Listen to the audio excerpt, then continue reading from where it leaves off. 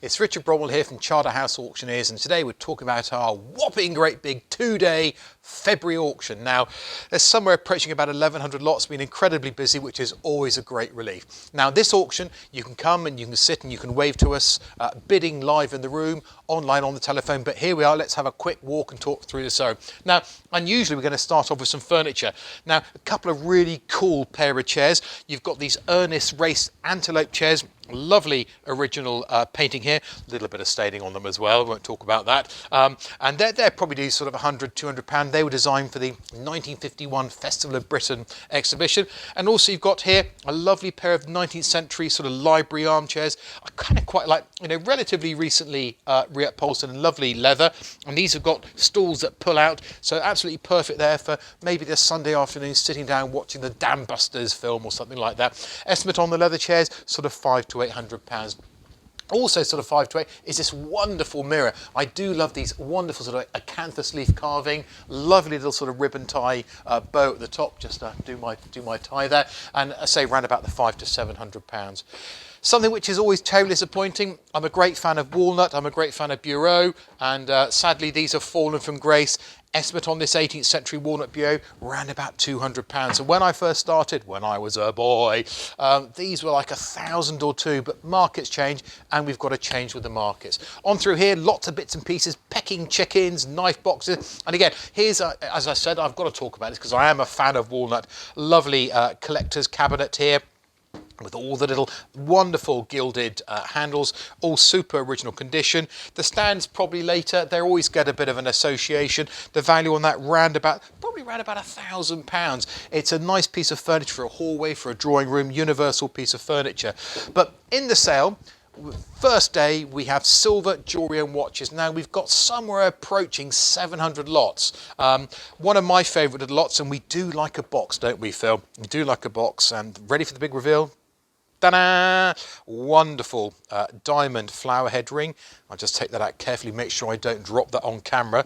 And there we are. Really nice, pretty, sparkly, big diamond ring. Value on that round about sort of couple of £1,000. Also from the same owner, which again is very sort of a very pretty ring again, is this lovely sort of aquamarine and diamond ring here. Value on that round about the sort of £1,200 to £1,500. Aquamarines, moonstones, very much flavour of the month at the moment. However, in the jewellery, we have from one owner who said, I've got a load of jewellery from my mum, can you come and pick it up? We sort of said, oh, actually, can you bring it in? He said, no, too much to bring in. We had to send the van. Now, it's a huge collection. We think some in the region around about 40,000 pieces, mostly costume jewellery. She was certainly what you call a character, some might call a hoarder. So we sent the van, picked up all the boxes, and a wonderful, it's fascinating, big job lots of costume jewellery. There's a lot of gold. Some of it's gold, some of it isn't gold. I think there's around about 200 lots of it.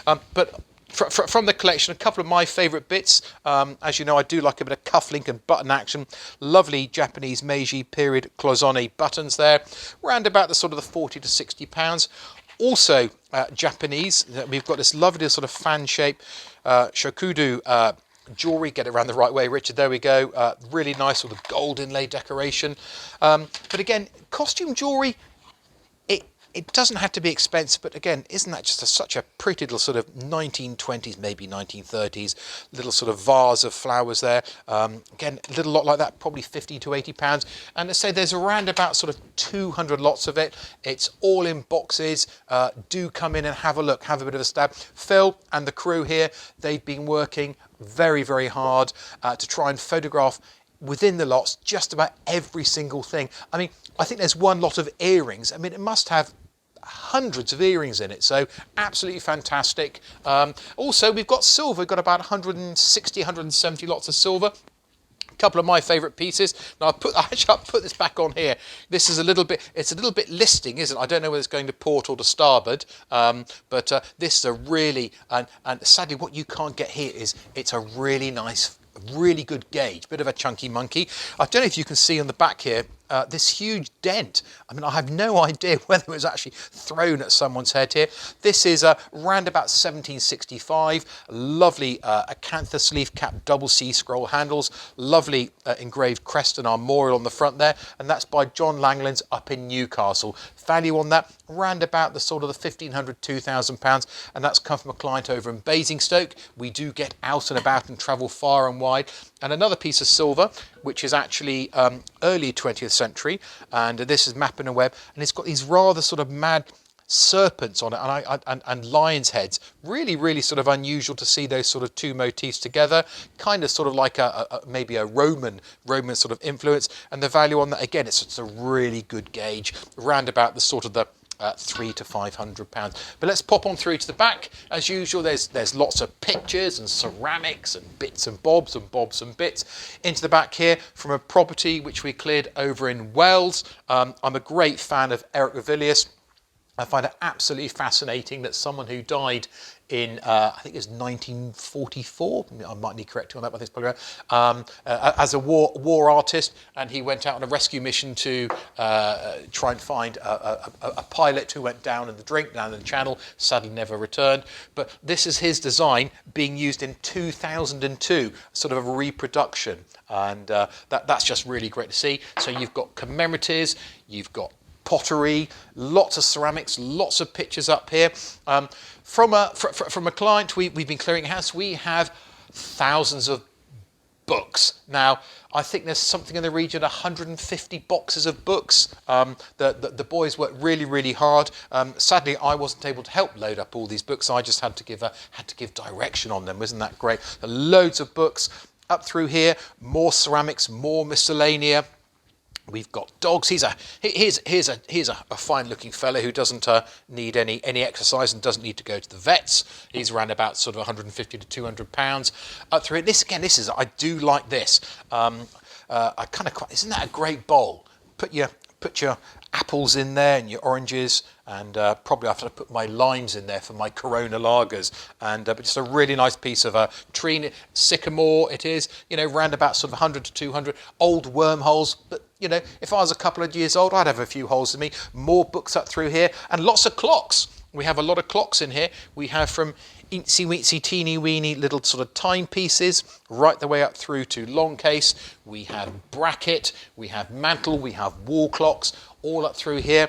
Then just coming around the corner, we've got more books. We've got a great book here, Men of Merit and Women of Worth. Very good book, I'm sure, for someone.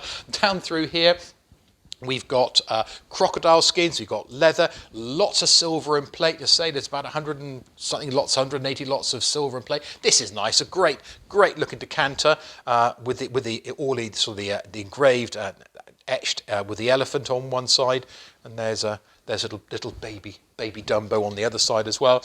Value on that around about a sort of couple £100. Silver plate. We've got candelabra. We've got candlesticks. We've got tea sets. We've got cutlery.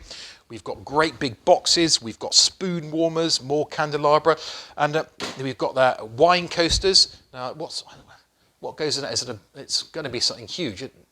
Bigger than a Jeroboam, is it? It's anyhow. When I go shopping for my wine, 3 for a tenner. That's what I like, but they'll probably get 3 in there. Coming down through here, we've got radios. These are great fun. I do like a bit of bronze action in the auction. Here we go, and this is 2 of them. We thought initially possibly it could have been wrestling, but actually then we worked out they're running, and it's the Pompeii running man, the poor chap running away from the pyroclastic explosion of the volcano. And again, sort of after the antique, there's their catalogue, the bronze, sort of 1 to 200. Down through here, we've got knife boxes.